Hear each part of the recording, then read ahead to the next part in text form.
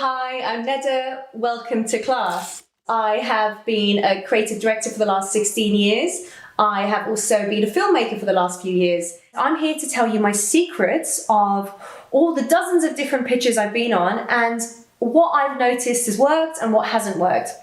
First off, obviously, the key is the idea is always the queen.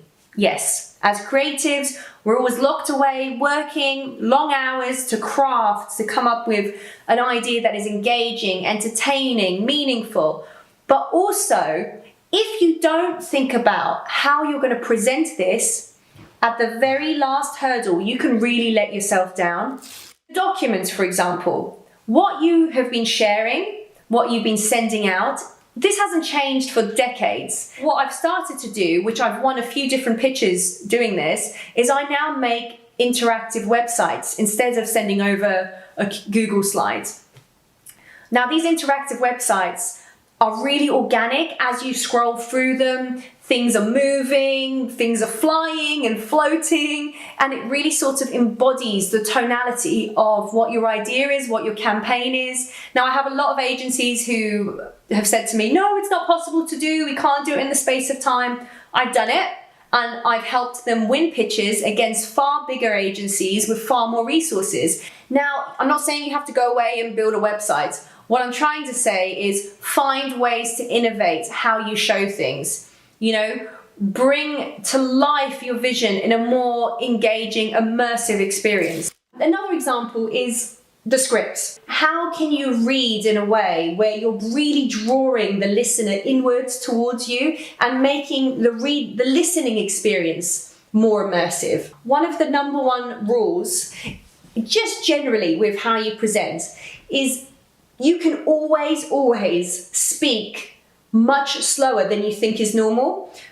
Because if you read very, very fast and if you speak very, very, very fast, science has actually shown that people find this quite untrustworthy. So actually slowing right down helps, again, draw the listener inwards towards you. There's also dramatic pauses. Dramatic pauses are great for effect. Don't be scared of creating a bit of tension in the room.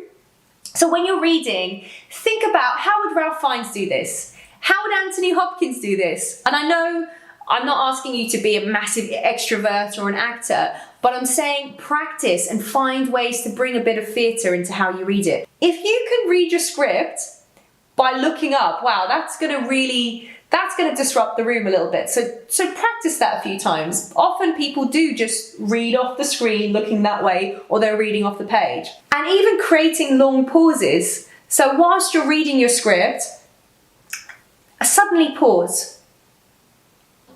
Build the tension of why this person has paused. Bring in the drama. When there's a song, don't just say the song plays. Either play the song or sing the first line of the song. All of these things, I know they're sort of geared towards people that are a little bit more extroverted, but with practice, you can also do this. You can, with practice and craft, really think about holistically how to improve your pitch. So my final point and lesson for today is how to pitch you. Now, I understand in creative agencies, they want to often keep you as like these kind of faceless people doing the work. However, when you can bring in the authenticity of who you are, it's going to transform the pitch process. Stop making work that you don't believe in. Start making work that means something to you personally. Now, when I started to bring an element of myself into my work, that is the thing I'm most proud of. Martin Scorsese famously had said, the most personal is the most creative.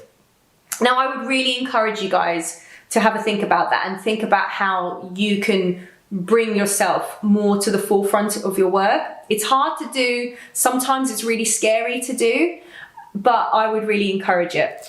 I hope you've enjoyed Night School. If you would like to know more, please reach out.